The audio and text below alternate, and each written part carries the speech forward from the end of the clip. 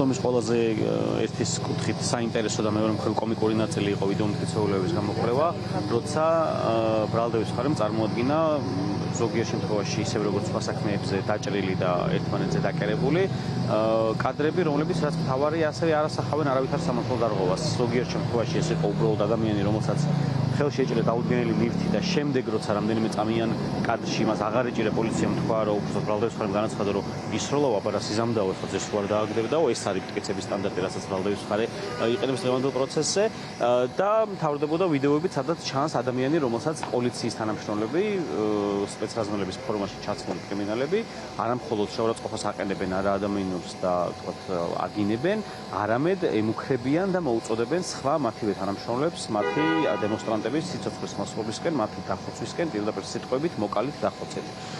რაც თავისთავად ცალკე აღებული არის ყველაზე მსუბუქ შემთხვევაში უფლებამოსილების გადამეტება, თუმცა შეიძლება გაცილებით უფრო მძიმე დანაშაულთან ჰქონდეს საქმე, რაც დიდ სანქციასაც ბუნებრივია ითვალისწინებს. ამასთან დაკავშირებითაც სამწუხაროდ ჩვენ ვერ მივიღეთ ინფორმაცია გამოძიება დაწყებულია თუ არა.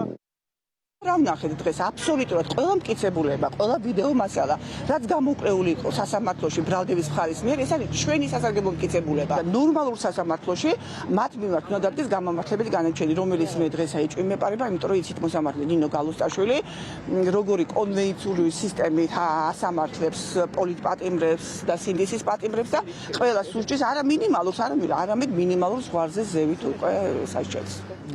პირველი რაც უნდა აღინიშნოს არის ის, რომ პროკურატურას არ სურდა მტკიცებულებების გამოკვლევა. იმიტომ რომ ვიდეოებს რთავდა ისე რომ დასრულდებოდა თუ არა, მაშინვე უკვე ახალი ვიდეოს ჩართვა სურდა, ისე რომ არ უნდოდა ფაქტების აღწერა და არ უნდოდა იმ მოვლენების შეფასება, რომელიც ვიდეოზე ხდებოდა.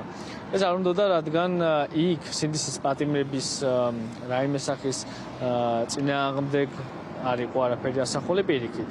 იქ იყო ასახული, როგორ აგინებდნენ სამართალდამცავები და იმუქრებოდნენ პირდაპირ სიცოცხლის მოსპობით ადამიანებს. იქ იყო ჟესტები, რომლებსაც ახორციელებდნენ პოლიციელები კონკრეტული სინდისის პატიმრებისა და მოქალაქეების მისამართით.